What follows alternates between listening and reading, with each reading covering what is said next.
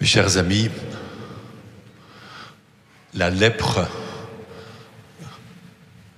représente bien, depuis des siècles et des millénaires, la pauvreté de la condition humaine, malade et rejetée. Dans l'ensemble des cultures anciennes, jusqu'à l'époque moderne, le lépreux est non seulement un malade physiquement, dont le corps dépérit peu à peu, mais un exclu, un rejeté. Il est même étonnant de penser que Dieu a inspiré Moïse pour qu'il écrive ces paroles du Lévitique, que le lépreux soit mis à l'écart de toute vie sociale, qu'il garde des vêtements déchirés et des cheveux en désordre.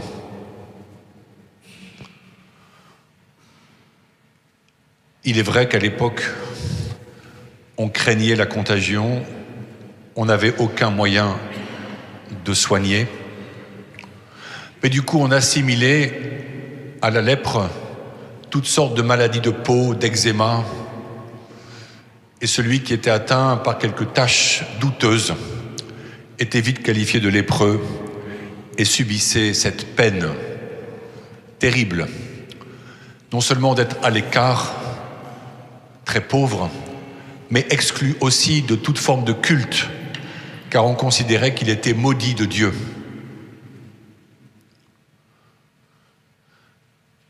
La lèpre continue aujourd'hui malgré, vous savez, l'énergie d'un Raoul Follereau et de bien d'autres acteurs des soins qui se battent pour éradiquer cette maladie qu'on peut soigner, mais qui se développe souvent dans les conditions de précarité humaine. La lèpre aussi, elle est en nous. Et l'Évangile veut le dire aussi. Cet Évangile n'est pas juste un traité médical, on pourrait dire, mais elle nous dit quelque chose du temps présent. Notre lèpre, c'est notre péché. En ce sens, on pourrait dire, et je vais vous choquer un petit peu, que l'Église est une grande léproserie. Car si la lèpre, c'est le péché de l'homme, nous sommes tous lépreux, et l'Église est une grande léproserie. Mais heureusement, Dieu vient soigner non seulement nos corps, mais nos cœurs de cette maladie qu'on peut peut-être comme résumer au non-amour, au refus d'aimer.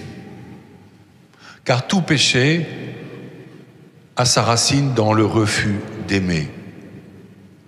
De penser que l'autre n'est pas aimable, de penser que l'autre ne mérite pas que je l'aime.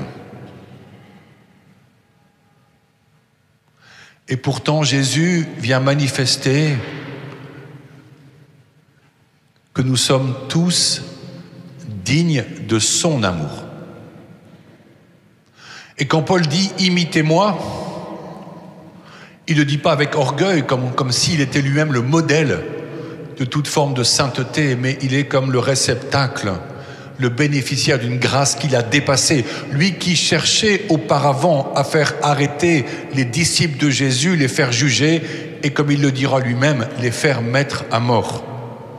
Il a été béni de Dieu, purifié de cette lèpre, et conduit ensuite à porter ce message. Et encore aujourd'hui, nous écoutions la parole qu'il transmet en disant que Dieu veut sauver la multitude des hommes. Ce qui veut dire qu'aucun de nous, bien que nous soyons des lépreux de l'amour, n'est exclu du plan de Dieu, du plan de salut, de son désir de nous conduire un jour dans l'éternité glorieuse. Curieusement, Jésus dit à ce lépreux qu'il guérit avec beaucoup d'amour de ne dire à personne d'aller voir un prêtre. Parce qu'à l'époque, les prêtres de l'Ancien Testament étaient aussi des juges, presque aussi des thaumaturges, on pourrait dire des experts en médecine, autant qu'ils puissent l'être. Et c'était eux qui devaient juger si la peau était guérie ou non. Si elle était guérie, alors on pouvait réintroduire dans la vie sociale l'ancien lépreux. Jésus aussi a demandé par ses apôtres, par Pierre et les disciples, qu'en son nom, il donne le pardon de Dieu. Pardonnez et ce que vous pardonnez sera pardonné. Déliez et ce que vous aurez délié sera délié. Autrement dit, aujourd'hui encore, Jésus dit à ceux qui se repentent de leurs péchés, de cette lèpre du cœur, va voir le prêtre dans le secret. Ne le dis à personne. Et là, dépose ton fardeau, dépose ta lèpre. Je te guérirai par le pardon. Et il le manifeste si souvent, Jésus. À ce paralytique qu'on descend par une toiture, il dira « Tes péchés sont pardonnés ». Il désire tellement nous libérer par ce moyen merveilleux qu'est le pardon que nous recevons, notamment dans ce sanctuaire ici, par le sacrement de la réconciliation. Certains pourraient dire « Je m'en dépatouille tout seul, je parle à Dieu, il me pardonne ». Oui, peut-être. Mais comme me disait un jour une femme juive de New York, elle me disait « Nous, les Juifs, avons le Yom Kippour, la fête du grand pardon. Nous croyons que Dieu pardonne à son peuple. » Mais elle m'ajoutait « Personne ne me dit à moi que je suis pardonné. » Ce sacrement du pardon est un cadeau incroyable de la miséricorde de Dieu qui veut nous dire à chacun « Je te pardonne tous tes péchés. Va, sois libéré de ta lèpre. » Alors, Saint Paul dit aussi « Ne soyez pas un obstacle pour personne. » Eh bien, nous qui recevons ici même aujourd'hui cet évangile où Jésus vient libérer le plus pauvre des pauvres, le lépreux, où il nous dit aussi qu'il veut nous libérer. Soyons les porte-paroles de cette merveilleuse nouvelle de l'Évangile.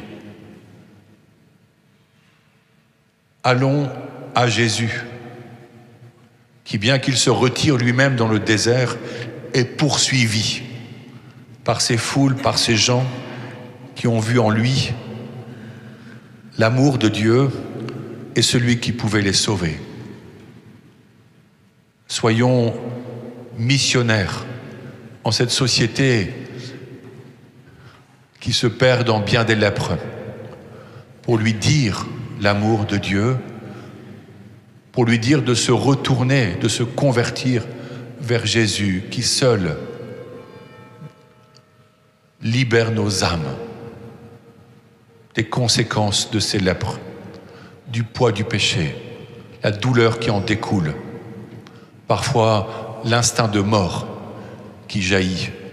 Il veut que nous ayons la vie, que nous vivions ensemble dans une grande fraternité humaine.